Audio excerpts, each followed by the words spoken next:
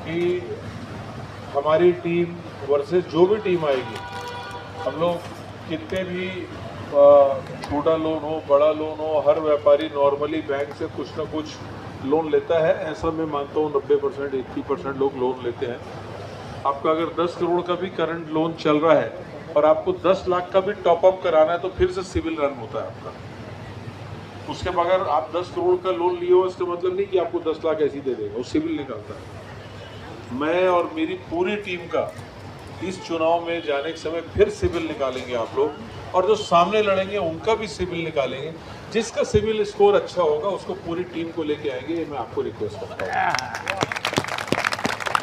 क्योंकि हम लोग पॉलिटिशियन नहीं है, हम लोग जवानी जमा खर्च करके निकल जाए ऐसा नहीं है। हम लोग व्यापार इतने तकलीफ से गुजर रहा है, आदमी अपने घर को गिरवी रख के हुंडी साइन करके क्या क्या जतन करके अपना काम चालू करता है, और उसके बाद ये सारी चीज़ें करता है, और उसके बाद कोई तकलीफ आ जाए तो उसके साथ कोई नहीं खड़ा होता।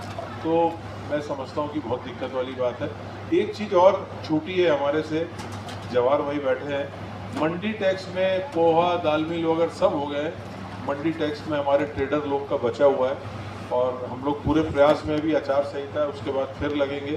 तो ऐसा नहीं कि हम लोग हमारा हिट रेशियो 100% है कि आपने 100 काम लेके आए 100 के 100 कर दी। हमारे हाथ में ईमानदारी से प्रयास करना।